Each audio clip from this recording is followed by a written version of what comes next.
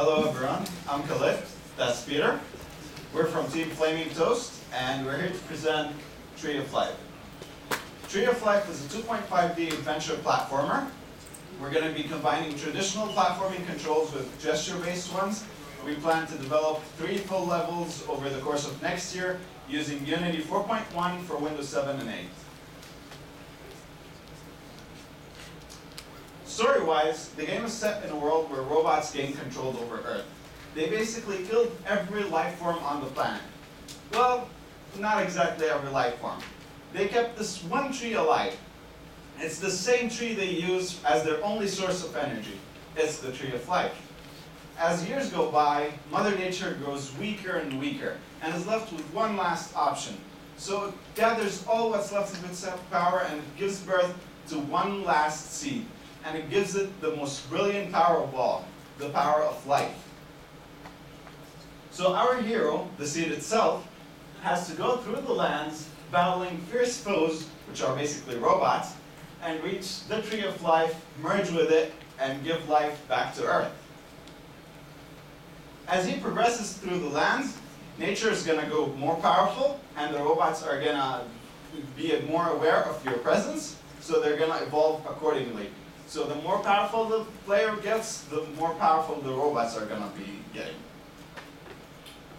This is a closer look at our cute main character. He has flowers for his feet, and these tie in with the main gameplay mechanic of our game. Basically, any surface you touch with these feet gets pollinated. Grass comes pouring out of these crevices in the ground, flowers, and all sorts of cool things. Also, of course, pollen's going to be coming out of that, and that's something we'll talk about a bit more later. Our controls, we're going to be focusing on PS Move mainly. So it's going to be PS Move coupled with the nav controller. The nav controller is going to be used for the platforming aspect, whereas the move is going to be used for the nature controls, which again we'll talk about in a bit.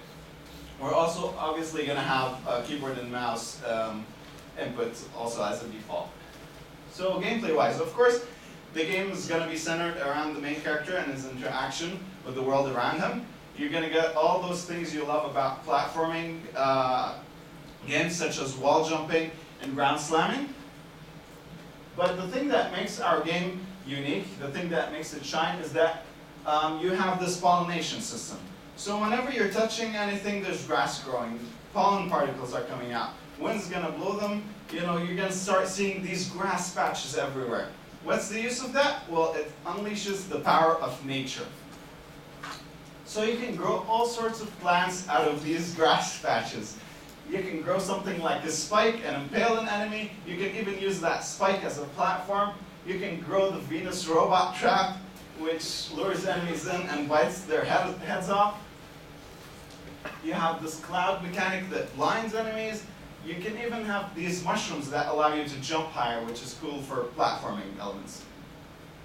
Of course, all the enemies in the game are going to be robots, and a huge challenge is to make all the enemies fair, and none of the abilities to be overpowered. So obviously, we were talking about how the enemies are going to be evolving. One of the examples is this one right here with the drill. Basically, this enemy takes advantage of your grass. So he can drill through any grass patch and pop out any surface that has grass on it. That means for this guy, you have to use a completely different strategy than what you've been using through the entire game. You have to minimize grass patches instead of maximizing them. You also have these sorts of cool enemies. This guy has flamethrowers, and obviously grass catches on fire. This guy is water resistant, so he can avoid your cloud ability. So we're drawing inspiration from Mark of the Ninja for the fabulous AI they have there, this cone vision-based AI and the awesome group behavior. We're even in contact with Niels Anderson from Mark of the Ninja, who's helping us out in the game. Of course, another inspiration comes from Rayman Origins, the absolute best platformer in history, no argue about it. And Okami for the theme, which actually is about reviving dead plants, mostly. The arts focus is going to be, the game is going to be The game is going to have fully animated 3D models that are cel shaded, no bad looking 2D textures in the background or anything like that.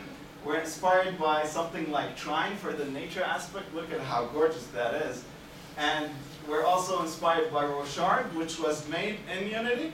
We're kind of going for this seamless combination of both, where the world's going to be looking more like Rochards at the very beginning and more like Trines at the very end. So I'm going to talk a little bit about some of the engineering challenges we're going to face. Mainly it's the massive pollination system that's going to happen whenever the character interacts with the environment. What it essentially becomes is a very large-scale particle system. The particles are all going to be physics-based and have intelligence. So it's going to be a pretty big challenge to have thousands of particles that are realistic and look very good. We're taking inspiration for this from Museum of the Microstar by Rust Limited. What they did was they used DirectX 11 in Unity. They used compute shaders to compute all the calculations for the individual particles. And they've actually done a really, really good job. And it's kind of amazing that it was made in Unity. People say Unity can't be beautiful, but I think that's not true. Another major challenge is when those particles interact with bodies in the environment, we're going to have procedural growth on those bodies. So that could involve tessellation, sort of growing out the bodies based on what's already there, or some other method which we haven't quite figured out yet. So yeah, compute shaders. We're planning on doing a whole custom shader system, just to really take advantage of the maximum power we can with Unity. So our ideal engineering team is 10 people. It's pretty much split between the particle side, the shader side, and then the regular gameplay side. I think that's pretty doable. And for milestones, October 1st, we really want to have the entire framework in place. So we want to have all of the subsystems there working, and then over the course of that first semester, we're going to build out one complete level with all of the mechanics, and then on the second semester, add more levels and more content. Oh yeah, and we're going to start in the summer on pre-production. And now we're going to show you a demo.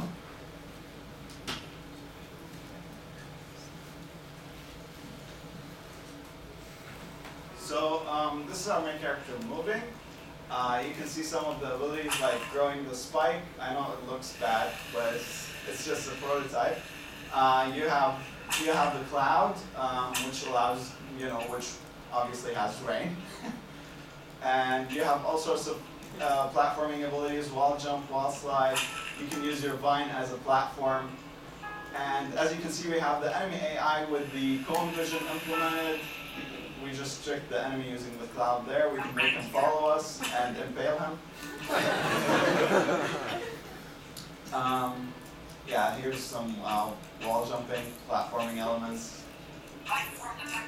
Okay.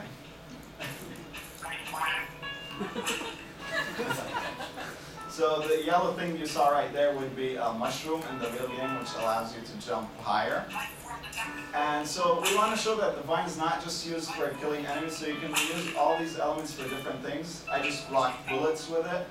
And right here you're going to see it used to solve our first mini puzzle. So if you jump to the other side, you die instantly.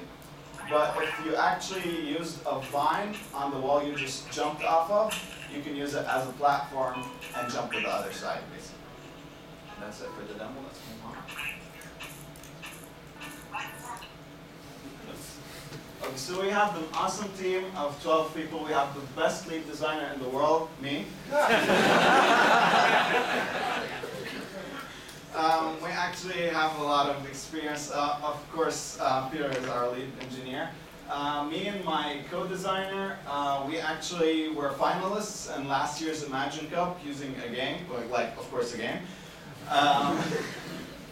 And I'm going to be having experience in Zynga. I led 2 different teams this semester so that I learned more about this experience. Go ahead, 32 seconds. We have the best, most awesome human being on our side, Richard Lamerson, right over there.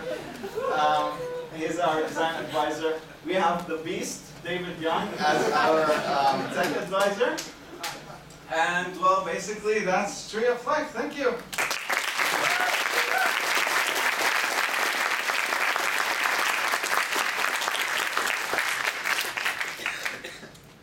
the obligatory total team size. I just have the engineering team of 10. What's the full Right load? now. Yeah. No. What do you need? Oh, think for this we game? we need 10 engineers. And 15 total. thank you. Okay. And then speaking of that, I don't think one AI programmer is going to be enough for this game. So I actually I would expect to see actually 2, 3, 4. Well, Given all the complexity of my ideas, that seemed to be a little short in my opinion. We tried to minimize the count because we don't know how many people we're going to be getting, but the more, the merrier. Okay. Yeah.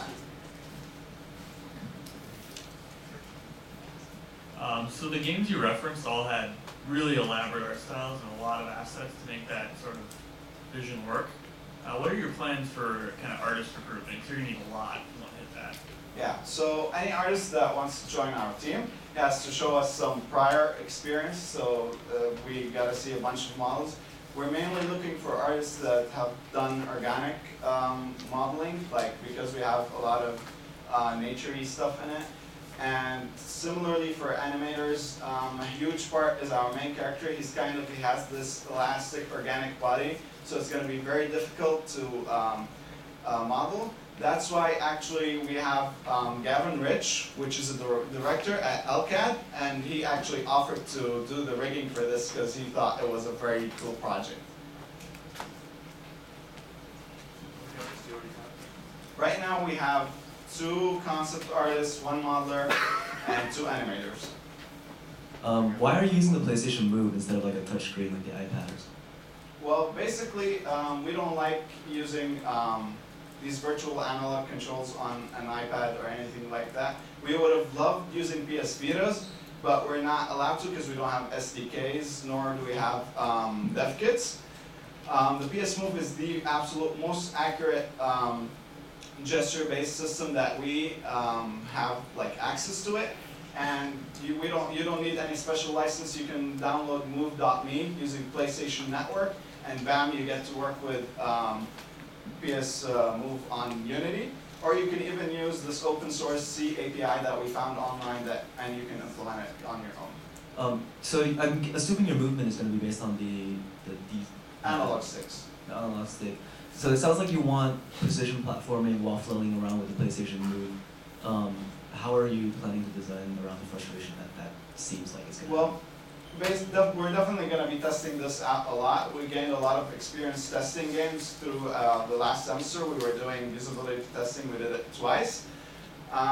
We have analog controls for the platforming because they need to be as precise as possible, whereas the spikes and stuff like that, they don't need to be as precise as you think they would. And we're going to be having this offset to how precise a player can be. Right now, you kind of don't notice it, but if a player actually missed the grass by a bit, he can still draw this spike. So it's kind of to make it more seamless. Okay, sure. Have you guys asked Sony for Vita dev kits? Because Yes, they're we have. really open. Yeah, we've been I- asking about it. I've been asking for a few months. I even talked. I asked recently, no response yet. Okay, yeah. The question's being asked, but All right. last time I asked, they said not for university. Really? Yeah. Even though they're doing it in the UK. Sony Europe. Yeah. But the thing is, I talked to Sony people at GDC, and a spokesperson told me that 6 weeks from GDC they might announce something that would help us out when it comes to Unity and Vita. We're still waiting. They didn't announce anything. Yeah. Yeah. I actually just wanted to compliment you on your very nice integration of premise and gameplay. Thank It's you. not something that we see a lot at this stage of the pitch, and actually it's not a question, it's just a compliment. Thank you.